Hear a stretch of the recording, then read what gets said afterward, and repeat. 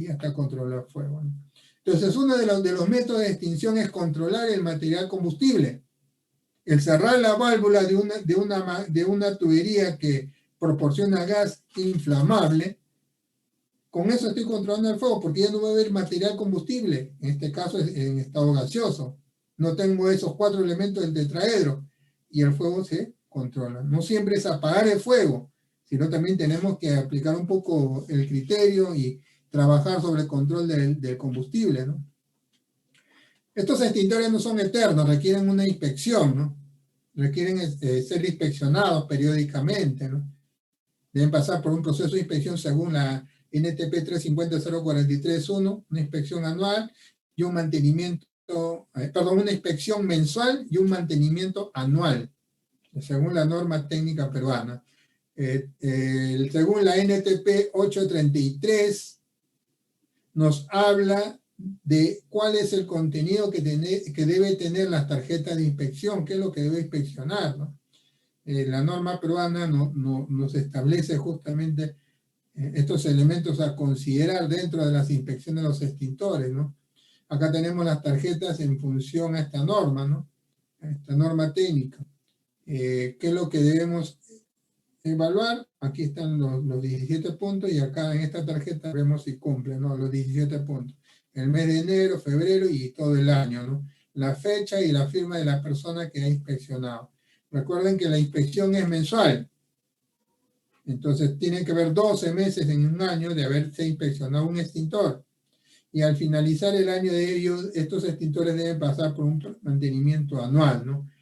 El mantenimiento debe establecerse en lugares autorizados, ¿no? ¿Qué dice la norma técnica 350-043-1? El capítulo 5, requisitos, ¿no? 5.1.1. El propietario u ocupante es responsable de contratar el servicio de mantenimiento y o recarga y o prueba hidrostática, y que éste sea realizado únicamente por empresas autorizadas que cumplan, ¿no? Que cumplan con las normativas técnicas peruanas, ¿no? Por acá hay un término nuevo, ¿no? Prueba hidrostática, ¿no? La prueba hidrostática es la prueba que se pasa cada 5 años, en los cuales vamos a verificar si el extintor puede soportar la presión que tiene, ¿no? Se verifican el estado del extintor para determinar si puede soportar la presión que se va a inyectar cuando se le coloca el agente extintor. Inspección según la norma técnica 350-043-1 y la NTP 833-030, verifique que los sellos de seguridad no hayan sido retirados, ¿no? Se conoce con el nombre de precintos. Estos precintos sirven para verificar que nadie se haya manipulado el extintor. Si está roto, quiere decir que alguien lo ha manipulado. Y para evitar de accionar la válvula de activación del extintor, tiene esta perilla, ¿no? O le llaman pasador, ¿no? Pasador de seguridad, ¿no? Mientras este pasador esté colocado, no se puede activar la válvula. Entonces, cuando uno va a utilizar un extintor, lo que hace es rompe el precinto y saca el pasador, y el extintor ya está listo para poder ser activado desde su válvula. Un extintor, si voy a utilizar, antes de utilizar, yo debo verificar si tiene la presión adecuada, ¿no? Para eso existen manómetros, como vemos aquí. Si el manómetro marca en la zona izquierda, quiere decir que el manómetro el extintor está despresurizado porque no tiene la presión. Debe estar en la zona verde, la aguja. Si está en la zona izquierda, está despresurizado. Yo no lo voy a poder expulsar el agente extintor al momento de activar la válvula, porque no tiene presión.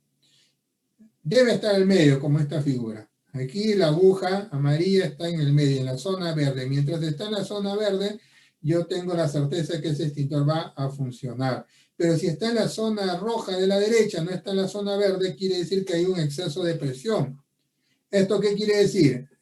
Esto quiere decir que el extintor se ha presurizado a una presión mayor a su capacidad, ¿no? A lo que debería tener, una presión de trabajo. Entonces puede explotar. Ninguno de estos dos extremos son válidos, debe ser el del intermedio. pero no siempre, ¿no? Si uno tiene experiencia, inspección, yo he inspeccionado muchos extintores y a veces me he encontrado con extintores que sus agujas están en la zona verde, pero no tiene presión. ¿Y cómo uno se da cuenta? En las inspecciones no solamente observo el manómetro, sino observo la sección interna de la tobera. Entonces, una vez inspeccionando, identifiqué en la sección interna de la tobera polvillo blanco. ¿Qué quiere decir eso? ¿Eso qué me indica? Que ha sido activado. Pero, ¿por qué la aguja está en la zona verde? Porque es un manómetro Bamba. Porque ese manómetro no mide presión, simplemente ha sido colocado imitando los manómetros que miden presión, pero no mide presión. Presurizado o sobrepresurizado, igual siempre va a estar en la zona verde. Hay que tener cuidado con estos extintores, ¿no? La NTP 350-0431 en su capítulo 9.3.1.2 nos dice, cada 5 años, cuando se requiera una prueba hidrostática, todos los extintores deberán ser completamente descargados y sometidos a procedimientos de mantenimiento establecidos por la presente norma, ¿no? Cada 5 años debe pasar una prueba hidrostática. Habíamos hablado sobre la ubicación de un extintor. La ubicación de un extintor también lo tenemos en la NTP 350-0431 y está en función de su capacidad. Si el extintor que vamos a colocar, bueno, ya habíamos hablado de la señalización que está a 1,80 m. Adicional a eso, el lugar donde se coloca el extintor debe haber un número que debe estar en el lugar y en el extintor para saber si el extintor corresponde a ese lugar, ¿no? En el caso de la altura del extintor, tomamos de referencia la válvula, ¿no? Desde la válvula hasta el piso, la distancia es 1.5 metros. Para extintores menos de 18 kilogramos de peso.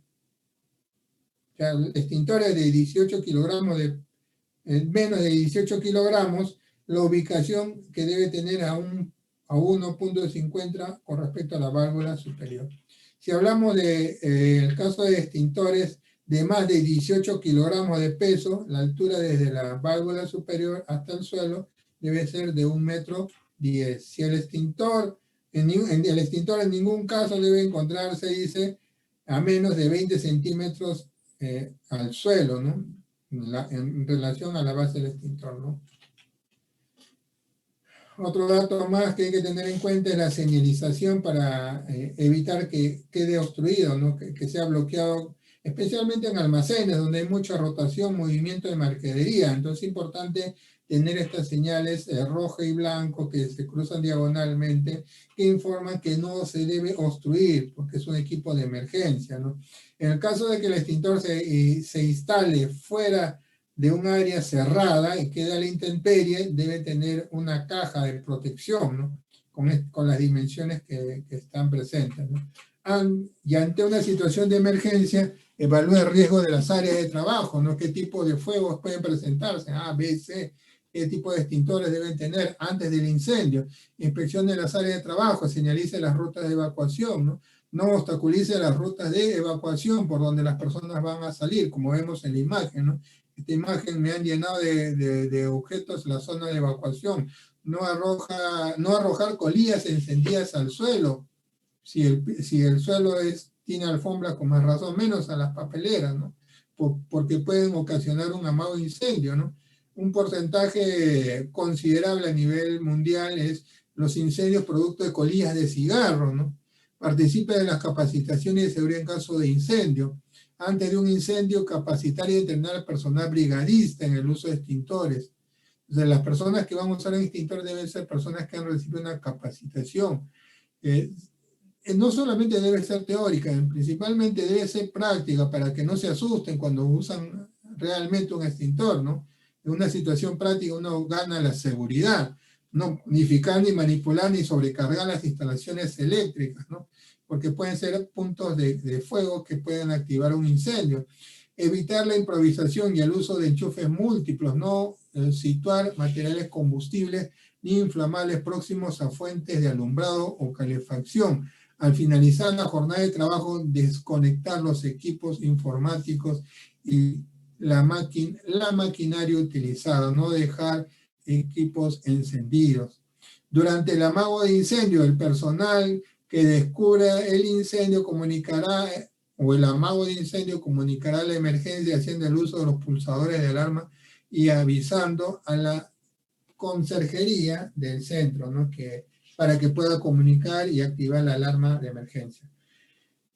Cuando hablamos de extintores, que es el equipo portátil más común utilizado por los brigadistas, no solamente los brigadistas pueden usar extintores, pueden usar también mangueras contra incendio, pero en caso de los extintores, solo pueden ser utilizados en amagos de incendio o incendios en su fase inicial o fuegos en su fase inicial, no incendios desencadenados donde hay llamas de fuego, donde hay gran cantidad de gases producto de la combustión. Ahí no puede actuar ya porque el personal brigadista requerirá un entrenamiento más especializado y equipos especializados, ¿no? Como es el equipo de respiración autónomo, trajes ignífugos, etcétera, ¿no?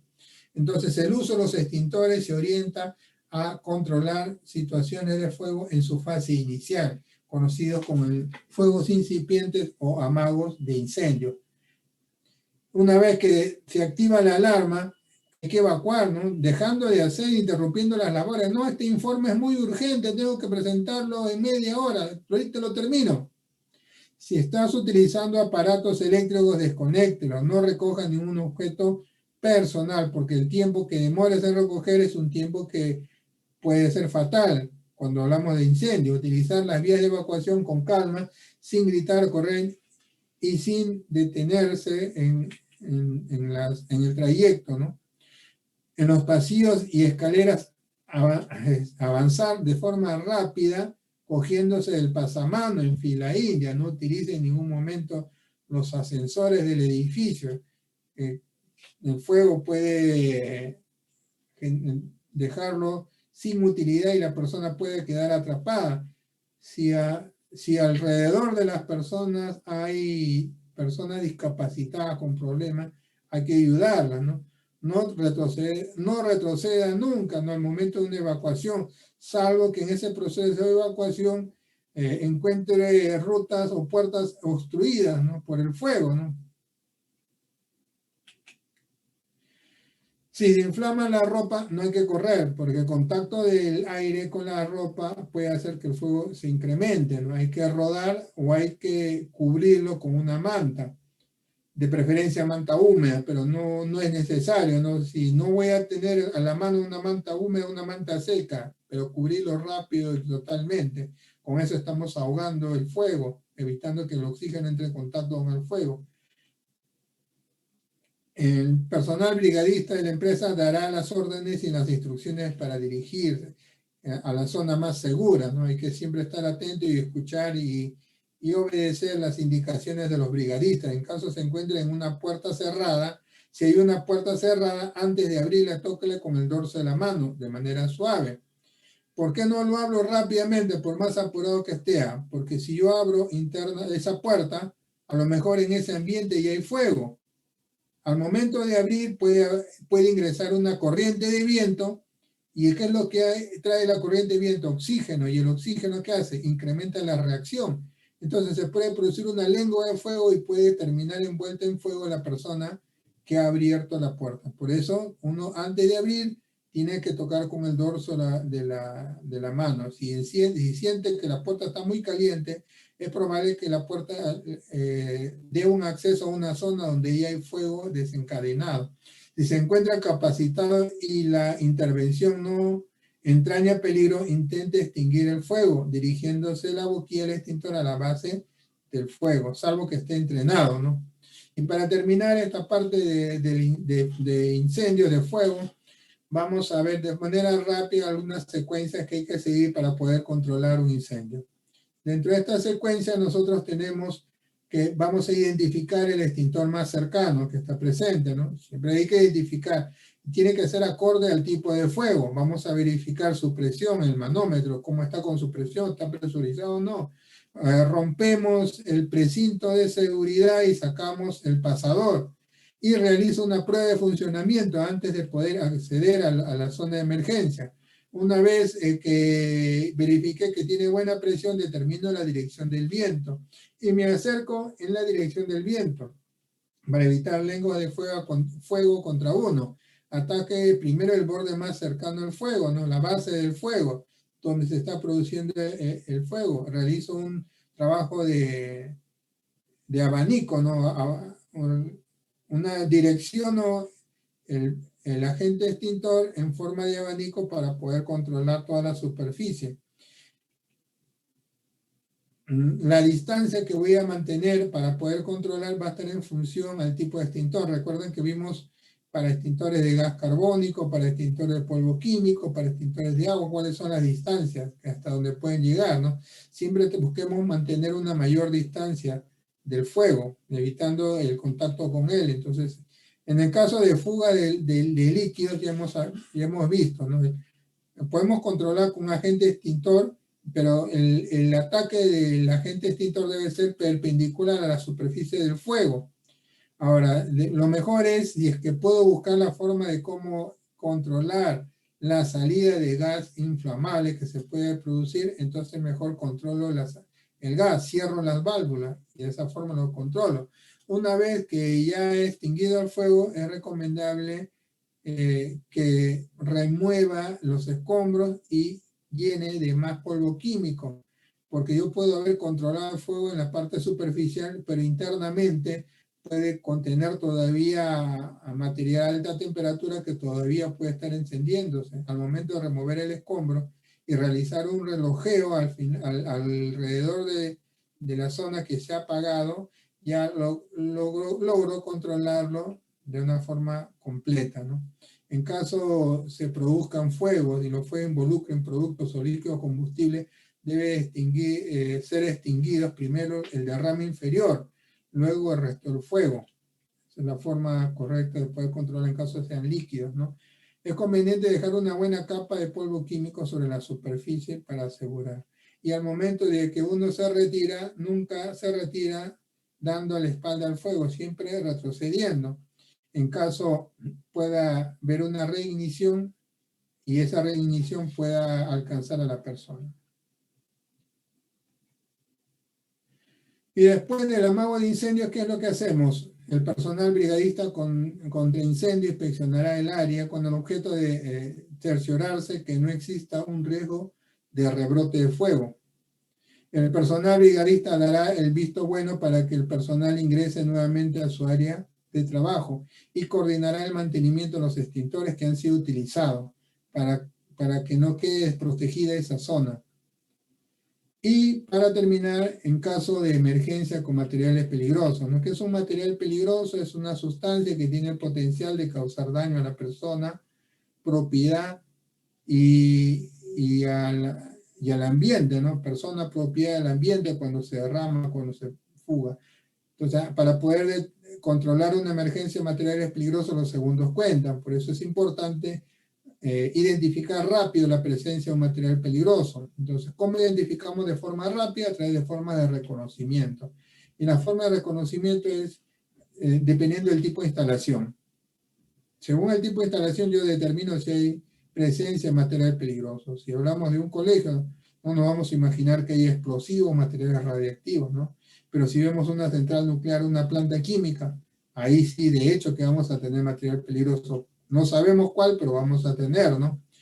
La forma del contenedor, ¿no? También nos informa, ¿no? Que si hay o no la presencia de material peligroso. Los contenedores semiesféricos o los contenedores esféricos, ya sea en los semiesféricos a través de equipos de transporte o los fijos, contienen gases a alta presión, gases peligrosos a alta presión.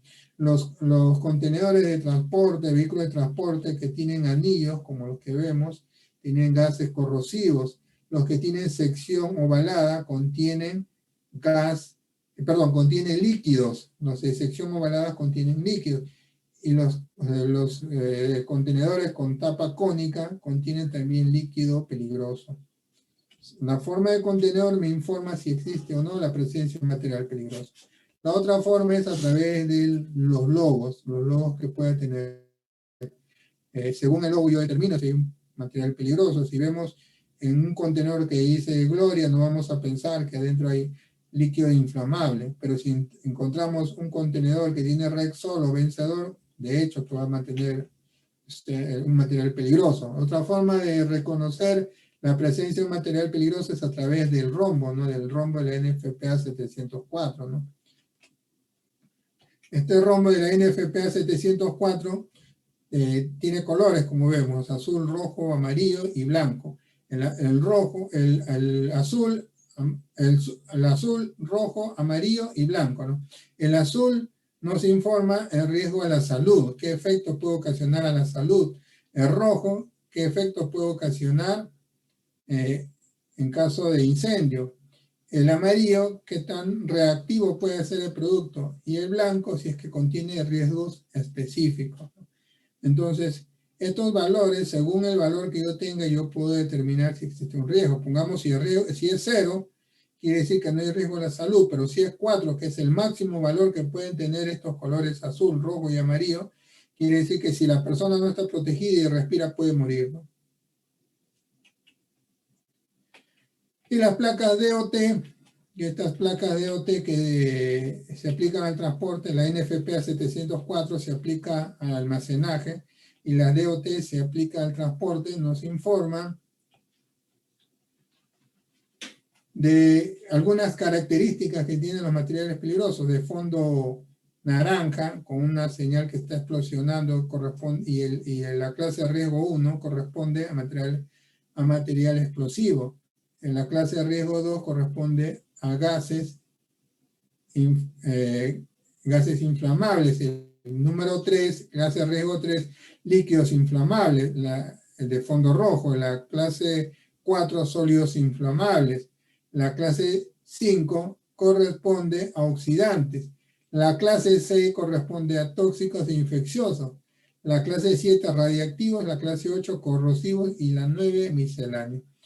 Son las 9 clases que va a clasificar la DOT, la Dirección de Transporte de Estados Unidos, para lo que es el transporte de materiales peligrosos. Y el número de Naciones Unidas, que es un rectángulo de color mostaza o naranja, de fondo naranja, letras negras y un borde negro, ¿no? Puede tener la letra UN, que quiere decir Naciones Unidas, y el número de 4 dígitos. Siempre el número de Naciones Unidas tiene 4 dígitos, nada más. Nos sirve este número de Naciones Unidas para utilizar lo que conocemos con el nombre de guía respuesta a emergencia. Es una guía que nos enseña cómo actuar ante una situación de emergencia cuando no conocemos el producto que se está derramando. Y formas de identificación es cuando conocemos el nombre del producto. Si ya sabemos el nombre, ya tenemos el 50% de la emergencia controlada, porque podemos tener acceso a seguridad, y la hoja de seguridad nos informa qué acciones debemos seguir. Otra forma de identificar es que si tenemos los documentos de embarque, ¿no? Las guías de remisión. Estos documentos de embarque que nos permiten, las guías de transportistas, guías de remisión, nos informan dentro de la guía qué es lo que se está transportando, qué producto estoy transportando. Entonces ya tengo el nombre del producto, puedo acceder a la hoja de seguridad. ¿Y por qué es tan importante acceder a la hoja de seguridad? Porque la hoja de seguridad es un documento que es específico para cada producto químico. A través de una hoja de seguridad yo puedo saber cómo almacenar, cómo transportar, qué acciones de primeros auxilios debo tener, en caso de que tenga que manipular un producto químico, qué equipos de seguridad. En caso de una persona entre en contacto con el ojo entre en contacto con producto químico, cómo utilizar un lavadero de ojo, etcétera, ¿no? Entonces, nos informa de forma específica. Por eso es importante que cuando se manejen productos químicos, tener a la mano la hoja de seguridad, como vemos aquí, ¿no? Un estante donde está la hoja de seguridad del área respectiva. Y la hoja de seguridad se basa en normas, ¿no? ¿Cuáles son las normas de la hoja de seguridad? Tenemos la ANSI Z400.1, la ISO 11014, la 829 CFR 1910.1200G2, el Sistema Globalmente Armonizado, o SGA o GHS, el RD 2013, que este es para transporte en el Perú, y la NFPA 49, que son hojas de datos de productos químicos peligrosos. Entonces, las normas se basan, la hoja de seguridad se basa en estas normas. La principal y la más difundida es la ANSI Z400.1. La ANSI Z400.1 tiene 16 puntos en relación a las hojas de seguridad, ¿no? Toda hoja de seguridad basada en la ANSI Z400 debe contener estos 16 puntos, donde voy a tener la identificación del producto, identificación del peligro, composición, información de los ingredientes, productos peligrosos, qué medidas de primeros auxilios debo contemplar para ese producto específico, qué medidas en combate a incendios si es que se produce fuego, qué medidas de control de derrame si es que se está produciendo un derrame de un líquido o de sólido, qué manejo y almacenamiento deben tener estos productos peligrosos, cómo controlar la exposición al equipo de protección que deben tener las personas que manipulan, qué propiedades físicas y químicas tienen esos productos peligrosos, cuánto es su estabilidad, qué tan reactivo es, reaccionar violentamente al golpe, al cambio de velocidad, información toxicológica, cómo ingresa el producto químico al cuerpo humano, qué efectos ocasiona dentro del cuerpo humano, cuál es la parte del órgano que se ve afectada, esto lo tenemos en información toxicológica, información ecológica, qué tipo de daño ocasiona a las fuentes de río, mar, lagos, suelos,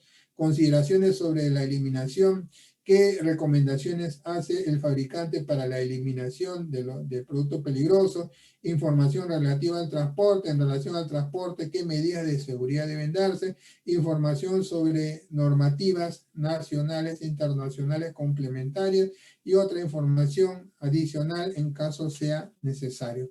Estos son el contenido, los 16 puntos que debe tener una hoja de seguridad en base a la ANSI Z400.9. Otra forma de identificar la presencia de un producto peligroso es a través de los equipos de monitoreo, ¿no? Un equipo que me detecta la presencia de sulfuro de hidrógeno, de monóxido de carbono,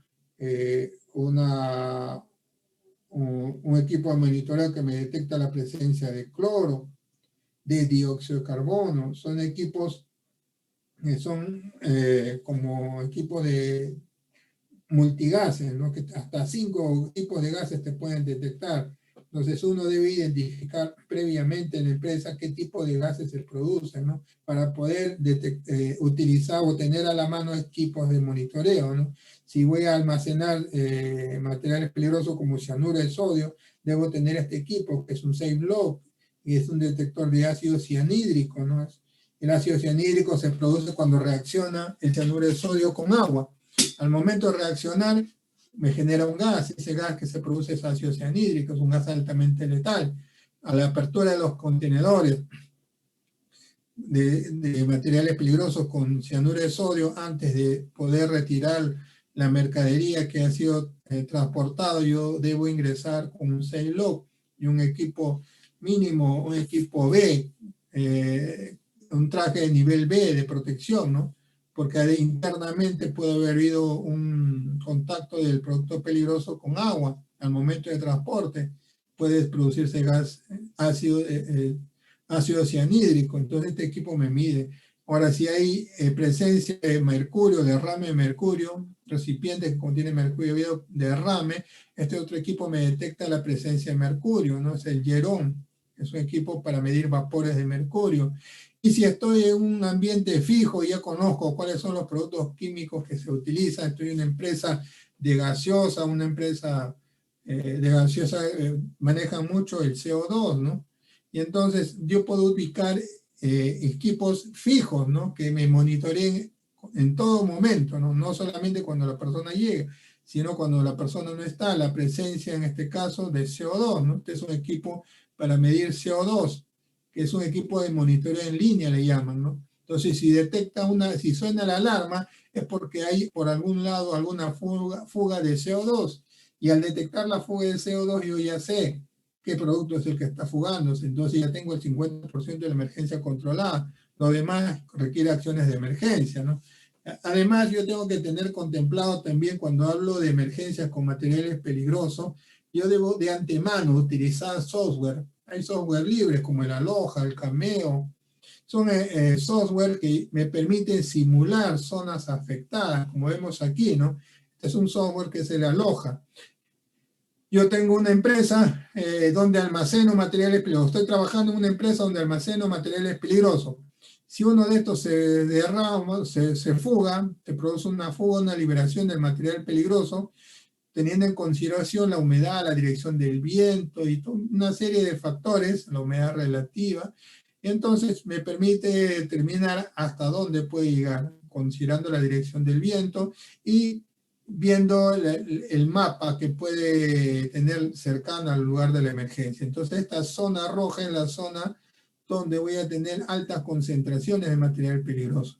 Entonces mis medidas de respuesta a emergencia no solamente se enfocan al lugar donde se produce la fuga, sino hasta el lugar donde se puede ver afectado con el gas que está fugando. Entonces estos programas se aplican antes de que se produzca la fuga. Entonces yo ya tengo una idea qué tan grande puede ser una contaminación con materiales peligrosos y oriento mi respuesta a esa dimensión de fuga.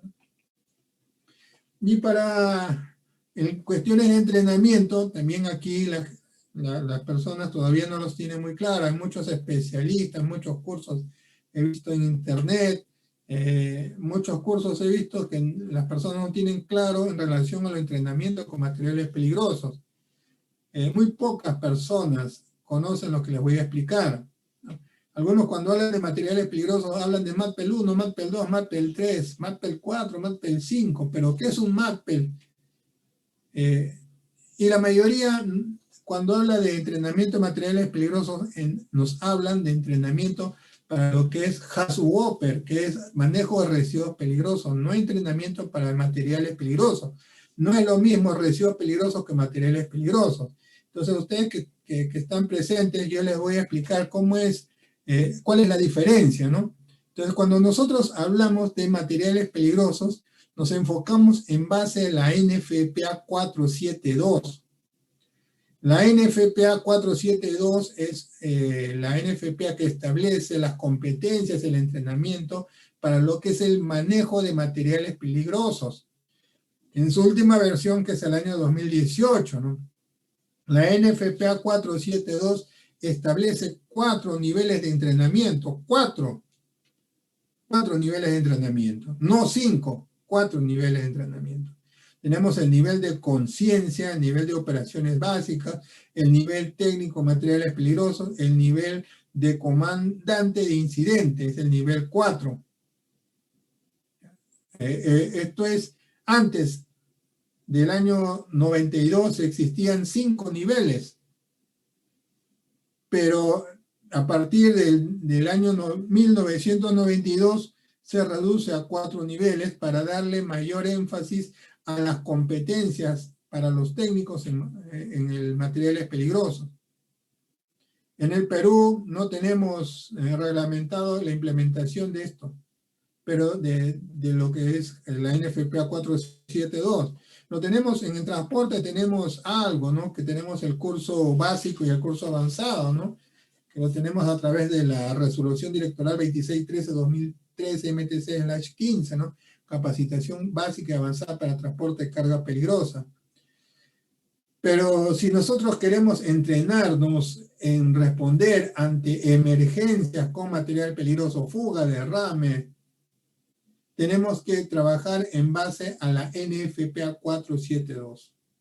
Si nosotros queremos controlar, y una vez que la emergencia ha sido controlada, la fuga, el derrame se ha controlado, producto del control, voy a utilizar agua, voy a utilizar arena, voy a utilizar neutralizantes para productos químicos y voy a generar residuos.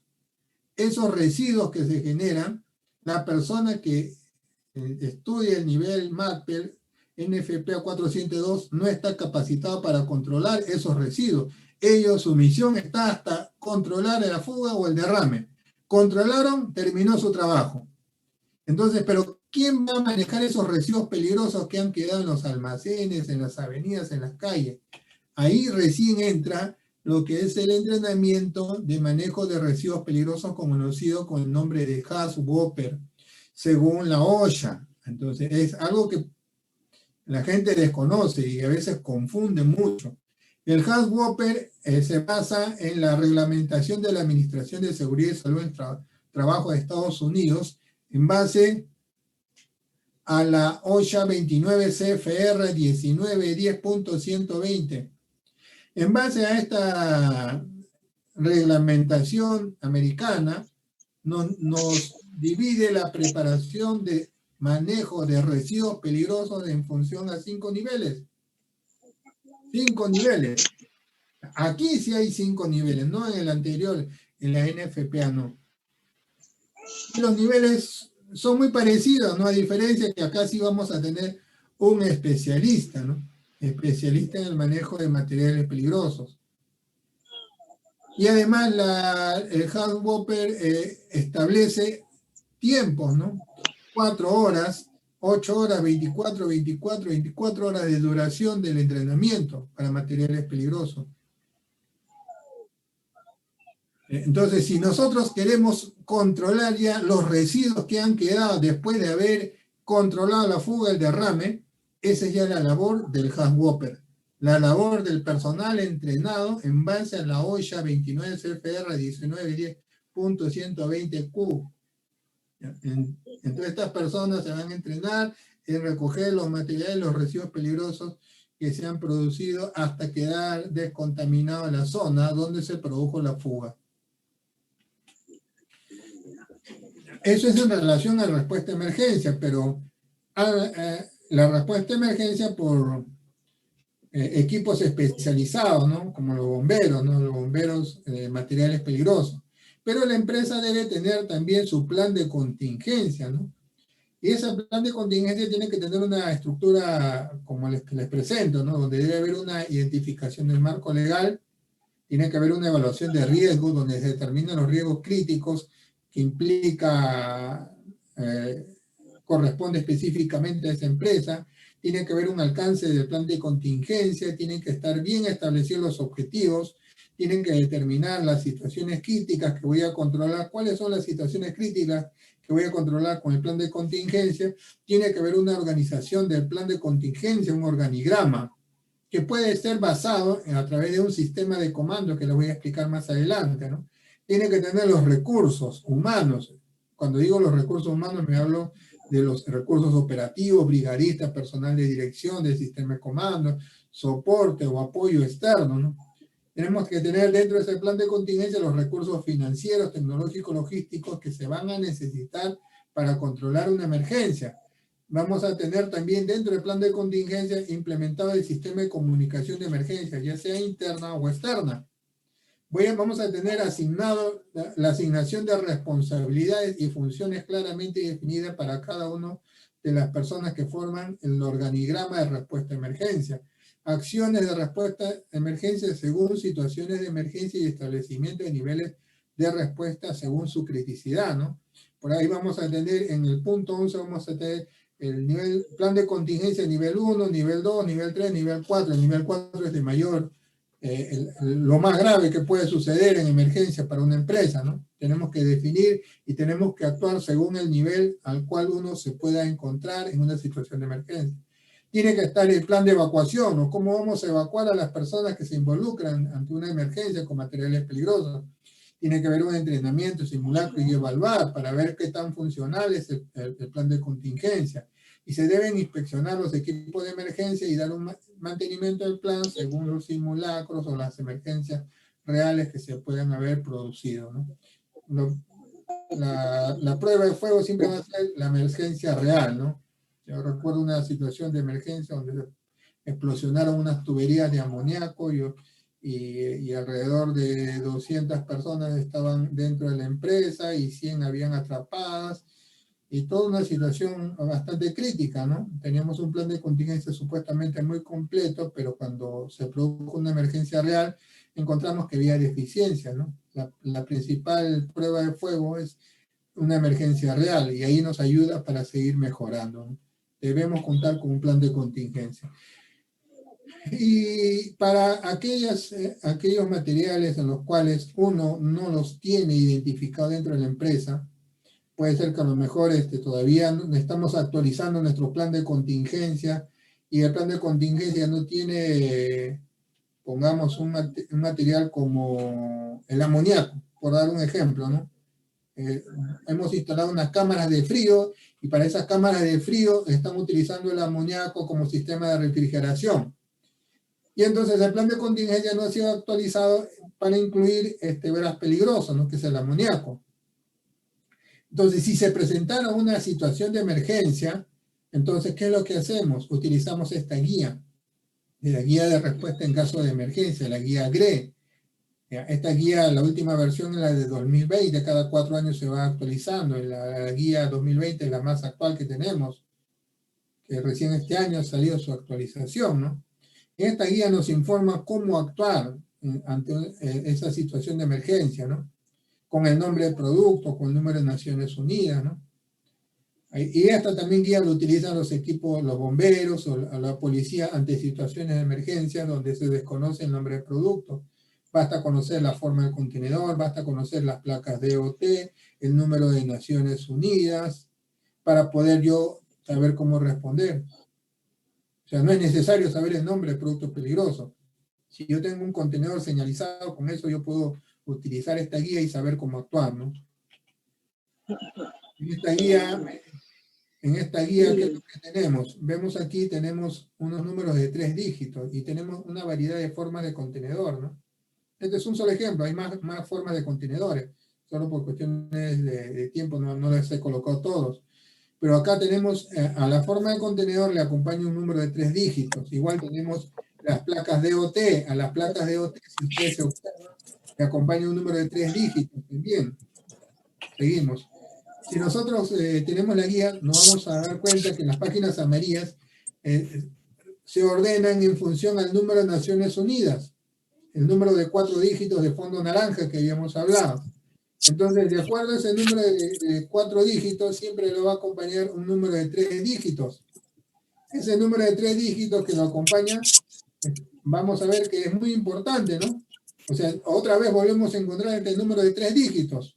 Ahora, si sabemos el nombre, que es lo más ideal, igual, si sabemos el nombre del producto, igual tenemos estos 3 dígitos acompañados. ¿Y qué tan importante estos números de 3 dígitos? Lo vamos a ver en las páginas naranjas. Ese número de 3 dígitos nos refiere al número de guía. Y en ese número de guía, ¿qué es lo que vamos a tener? ¿Qué hacer en caso de incendio y explosión con ese producto que se esté derramando? ¿Qué efectos a la salud puede ocasionar ese producto?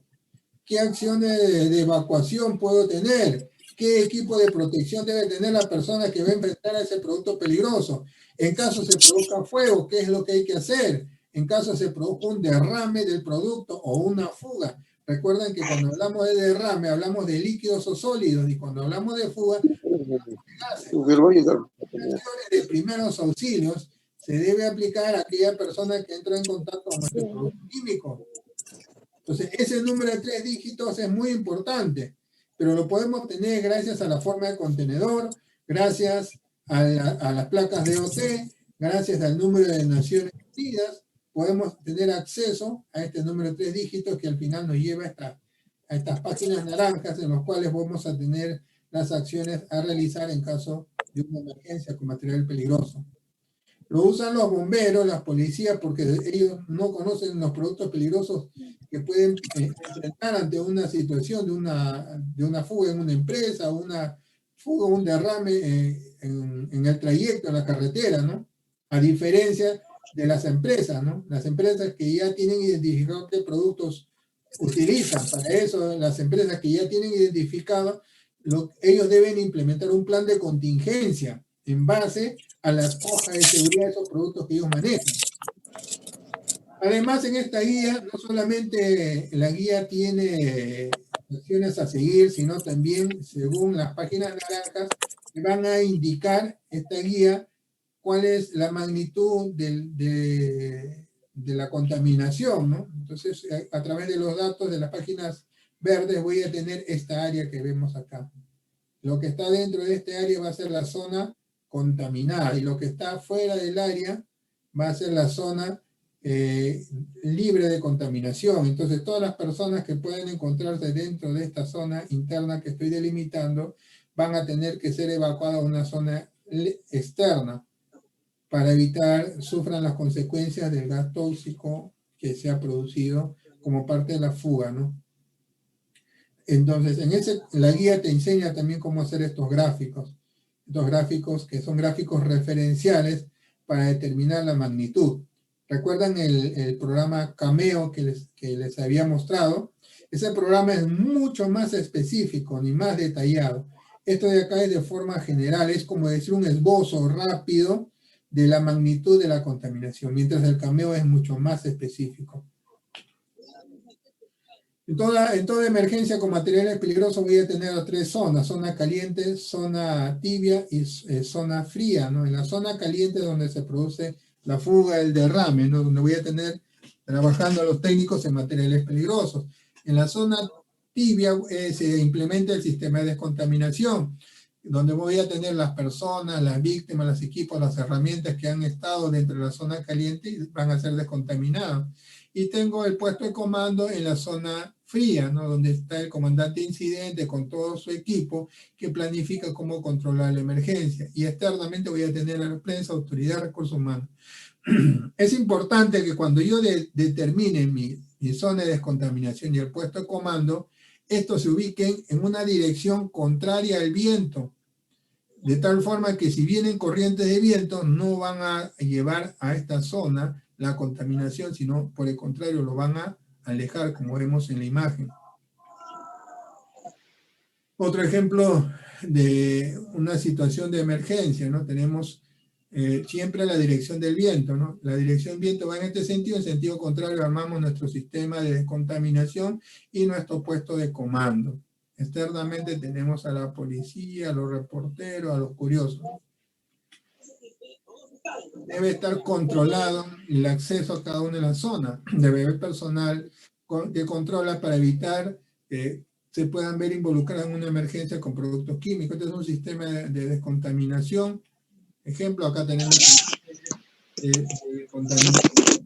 contamina a un técnico de material peligroso, es una persona que tiene un nivel inferior. Si vemos que tiene un tanque internamente y tiene un abultamiento de la espalda y es un traje de este tipo y está completamente encapsulado y sellado el traje, este es un traje nivel A. Es un traje nivel A y lo que tiene acá es un equipo de respiración autónoma. La persona que descontamina tiene un nivel inferior. ¿Cómo determinamos si es inferior? El traje, ¿no? El equipo del extintor, o perdón, el equipo de respiración autónoma que tiene en la espalda no está dentro del traje, sino está externamente. Y además el sello ha sido a través de cinta. El traje no es completamente encapsulado, lo han encapsulado porque a través de cinta han sellado las manos de la persona con los guantes, ¿no? Y el traje. Acá tenemos otros ejemplos de cómo descontaminan a las personas que ingresan a una zona. Y al final tenemos lo que es el sistema de comando de incidente, ¿no? El sistema de comando de incidente que está basado en lo que es un comandante de incidente, quien es el que encabeza y es el líder del control de la emergencia, ¿no?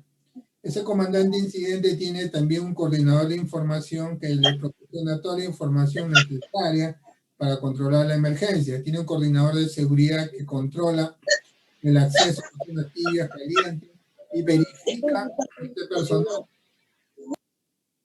verifica este personal de coordinador de seguridad que toda aquella persona que ingrese a la zona caliente, ya sea el técnico en material peligroso o un nivel 2, en caso amerite según el material peligroso que quiera controlar, debe pasar por una evaluación de seguridad, cómo está su traje, cómo están sus signos vitales, cómo está la temperatura de la persona, cómo está su ritmo cardíaco, etcétera, ¿no?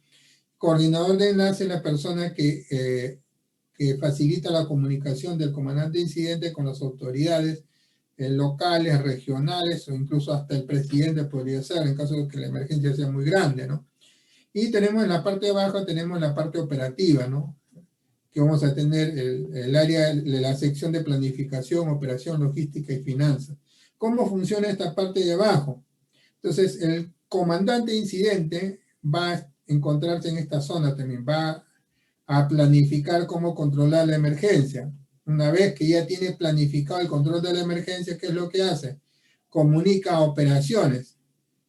Operaciones, voy a necesitar una grúa, voy a necesitar un bote, un helicóptero y herramienta, pico, pala. Muy bien. Operaciones dice, muy bien, no te preocupes, yo me voy a encargar de conseguirte todo y voy a tenerlo para poder controlar la emergencia. Entonces, como operaciones no cuenta con esos equipos, le dice a logística, mira, necesito palas, pico, necesito una grúa, necesito un helicóptero y una lancha.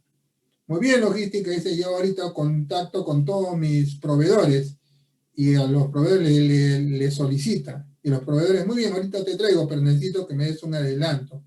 Entonces, logística, ¿qué es lo que hace? Se acerca a finanzas y sabe que finanzas necesito dinero para asegurar tenerlo rápido, estos equipos que van a necesitar operaciones. Finanzas le da el dinero a logística, logística le da a los proveedores y los proveedores de inmediato traen los equipos llegan a operaciones y operaciones se encarga de cumplir todo lo planificado hasta el control de la emergencia. Esto es un sistema de comando incidente, no es un curso que dura 24 horas, ¿no? Pero les he resumido en un par de minutos cómo funciona. Entonces los planes de contingencia también se pueden basar en un sistema de comando. Este sistema de comando de incidente lo utilizan los equipos, los bomberos para controlar emergencias con materiales peligrosos. Y la emergencia puede ser tan pequeña y puede ser un sistema de comando muy básico y se puede ir volviendo complejo en la medida que la emergencia se haga más grande, cuando crece la emergencia, ¿no? Y por eso es importante a la vez de tener estos equipos especiales, contar con brigadas, ¿no? Y las brigadas son grupos de personas organizadas y capacitadas para controlar emergencias, ¿no? Estas brigadas pueden ser brigadas de evacuación, brigadas de primeros auxilios, brigadas de prevención y combate de incendios, brigadas de materiales peligrosos, brigadas de control de energía peligrosas. Entonces las brigadas van a estar de acuerdo al tipo de rubro o a la línea de la empresa, ¿no? Y al lugar también donde se encuentren, ¿no? Pueden haber brigadas de rescate, si estamos hablando en situaciones donde hay la posibilidad de rescatar personas, espacios confinados, por ejemplo, ¿no? Entonces, la definición de brigada va a estar de acuerdo al tipo de empresa y el lugar donde se encuentre la empresa laborando, ¿no? Las características que debe tener esta brigada de personas de vocación de servicio y actitud dinámica, ¿no? Tiene que tener buen estado físico y mental, ¿no? O sea, por eso pasa por una evaluación médica, ya lo habíamos dicho, ¿no? Una persona de brigadas de rescate que no pueda ni siquiera con su cuerpo, como se dice, ¿cómo va a poder cumplir su función de rescatar, ¿no? Entonces debe tener una condición física que le permita poder salvar vidas, ¿no? Hacer esfuerzo físico grande, porque al momento de rescate se requiere un desgaste físico muy grande y si la persona no está preparada, entonces no nos va a servir, ¿no? Disposición de colaboración, ¿no? Don de mando y liderazgo, ¿no? El brigadista va a manejar, va a tener que poner orden en algún momento, ¿no? Cuando las personas se pongan difícil o se dejen llevar por el miedo o por el pánico, ¿no? Tiene que tener conocimiento previo de la materia, ¿no? Si va a ser brigada de evacuación, tiene que conocer muy bien las rutas de evacuación, las zonas de emergencia, las rutas alternativas. Si es brigada de materiales peligrosos, debe conocer muy bien los equipos de medición de contaminantes, los multigases, los trajes de protección contra químicos, etcétera, ¿no? Entonces deben conocer muy bien la materia al cual van a desarrollarse como brigadistas, ¿no? Capacidad para tomar decisiones, ¿no? Pueden tomar decisiones, pueden cambiar incluso en algún momento las medidas de emergencia, si es que se producen cambios, estos cambios ponen en riesgo a las personas, ¿no? Tienen criterio para resolver problemas, son personas que tienen que rápidamente pensar y tomar decisiones ante situaciones de riesgo que pueden cambiarse producto de la condición del viento, de la estructura, etc. Tienen que tener responsabilidad, iniciativa, tienen que tener una formación de aplomo y ser cordial también y poder controlar a veces situaciones de pánico en las personas, estar consciente de que esta actividad se hace de manera voluntaria y motivada por un buen desempeño de esta función, ¿no? Es una actividad voluntaria, no es remunerada, ¿no? Y ya para terminar, las brigadas pueden ser identificadas a través de códigos de colores, ¿no? Para una brigada de evacuación, por ejemplo, pueden tener un brazalete de color verde, primeros auxilios blanco, prevención y combate de incendios rojo, materiales peligrosos azul o celeste, ¿no? Puede ser que el casco sea la forma de identificar a la brigada también, o puede ser un chaleco con estos colores, o puede ser también que no solamente casco, brazalete, chaleco, sino puede ser a lo mejor un photocheck que le identifica a la persona como brigadista, ¿no? Tiene que haber un medio de identificación de brigadista para poder identificar en una situación de riesgo, ¿no? Y las personas deben conocerlo, ¿no? Debe haber una difusión también de quiénes son los brigadistas y deben manejar siempre un staff de turno según el horario de trabajo, según la sede de la empresa. Muy bien. Culminamos con el curso. A ver, vamos a ver si tenemos alguna pregunta en el chat o si desean alguna consulta, pueden escribir en estos momentos en el chat o también pueden utilizar los micrófonos para hacer las consultas directas. A ver, ¿alguna pregunta que puedan tener sobre el curso?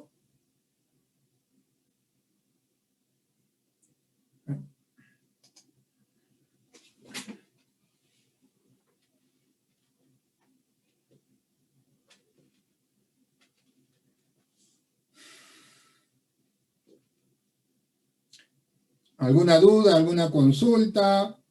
¿Quisieran que aclaren un poquito algún tema de algo que hemos visto?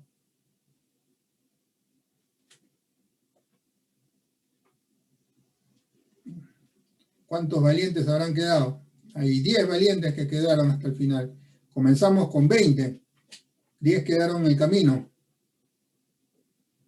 Bueno, si no hay consultas... Buenas noches, ingeniero. A ver, por favor. Sí, escucho. Sí, bueno, primero gracias por la exposición, por compartirnos. Ha sido bastante interesante escucharlo.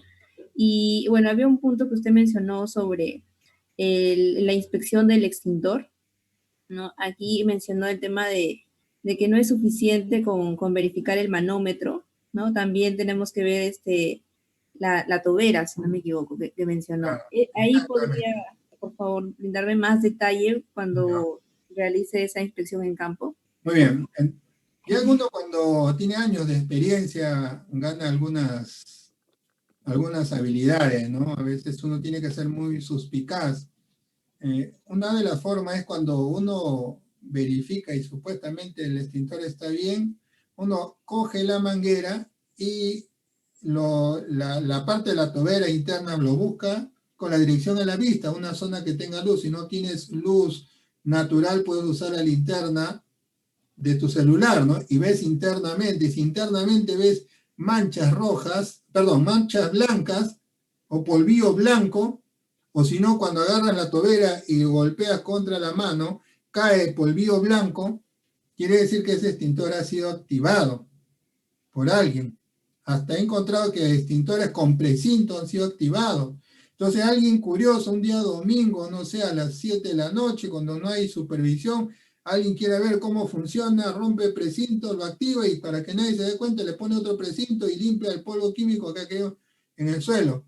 Y supuestamente nadie se dio cuenta. Desde el momento que uno activa una vez el extintor comienza a despresurizarse y el día que lo necesito ya no va a funcionar. Entonces, una forma de detectar es esa. Otra forma es conocer los pesos de los extintores. Entonces, hay veces los extintores lo utilizan, los despresurizan, ¿no? Incluso llegan al detalle de limpiar las partes internas de la tubera para que nadie se dé cuenta, pero al momento de extraer ya hay pérdida de polvo químico. Entonces uno pulsea el extintor y si hay, si el peso se diferencia, hay una diferencia de peso, es probable que alguien lo haya utilizado o simplemente el mantenimiento es inadecuado y le han colocado la menor cantidad de polvo químico. Eso también hay que tener en cuenta. Entonces, uno, y el momento de las prácticas, ¿no? En el momento de las prácticas contra incendio, uno debe verificar también qué tanto controla el fuego, porque en una oportunidad incluso en una inspección utilizamos un extintor y tenía polvo químico con harina. Y cuando echabas, en vez de apagar, aumentaba el fuego, ¿no? Entonces la práctica también me permite identificar, oye, si es un agente, si el polvo químico fue realmente polvo químico o fue contaminado, ¿no? Entonces, por eso es importante identificar las empresas serias que den mantenimiento y no solamente dejarnos llevar por el precio de mantenimiento, porque cuando los precios son muy económicos es porque algo malo está pasando por ahí y hay que ser un poco suspicaz, ¿no? No sé si respondí con esto su pregunta.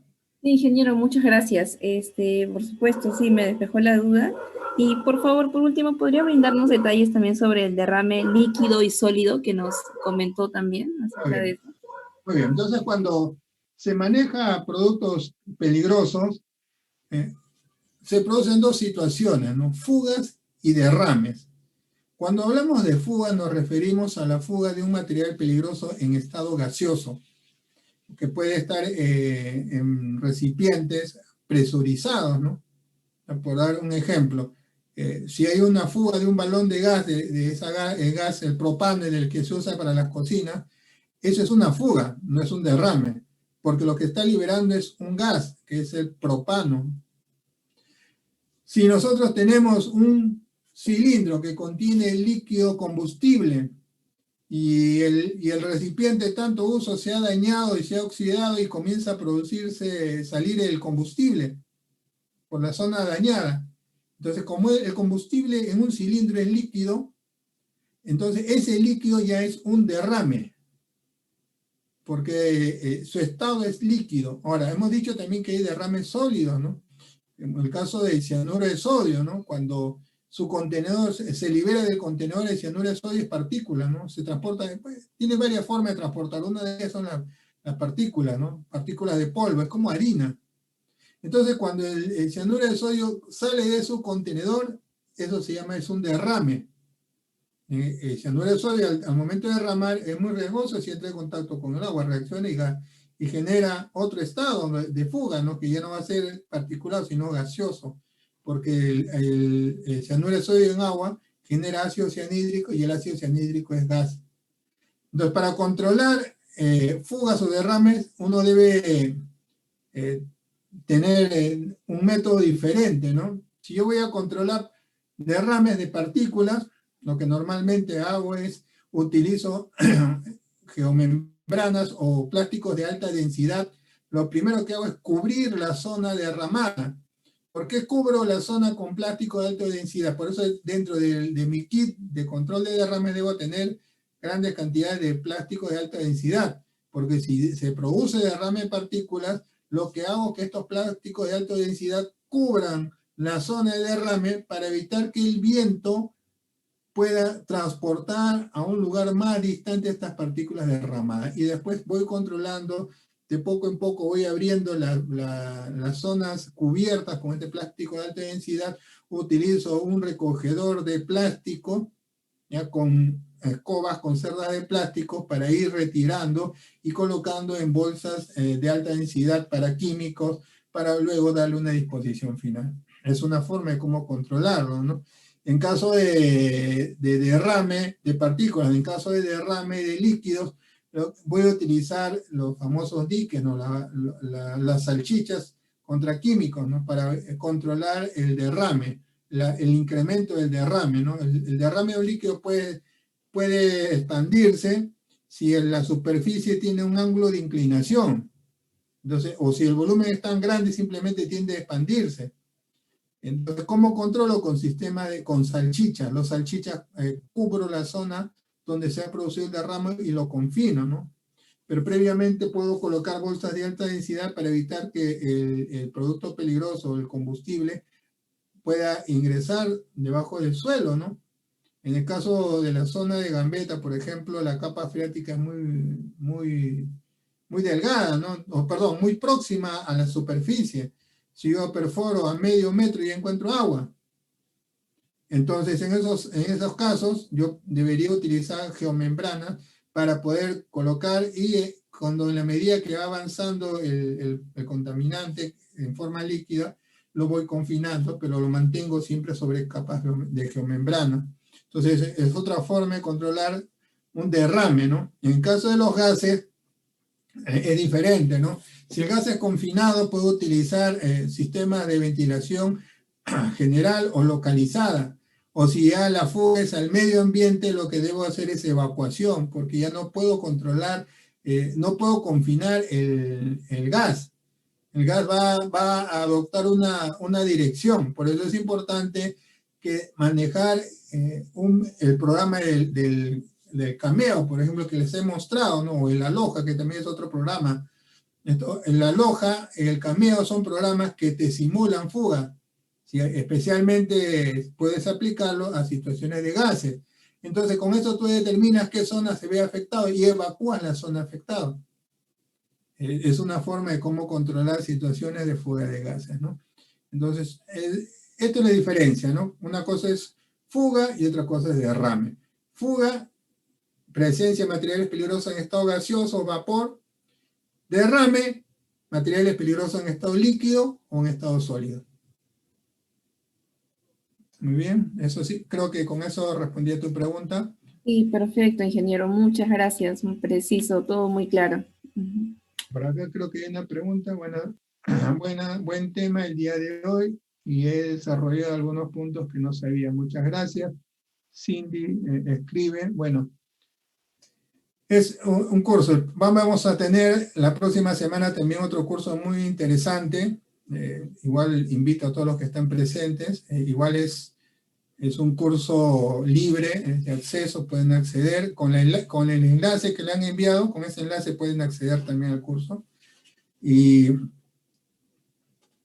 bueno, si están interesados en certificarse, y ahí tienen los números telefónicos que se pueden contactar. Se les ha enviado los números telefónicos, pueden contactarse y le podemos facilitar estos materiales, ¿no? Como la NTP 399-010, la NTP 350-041, tenemos la A130 que podemos facilitar, la NFPA 72, creo que también lo tenemos la 704, para que ustedes puedan tener información que les ayude también a mejorar su respuesta de emergencia en las empresas.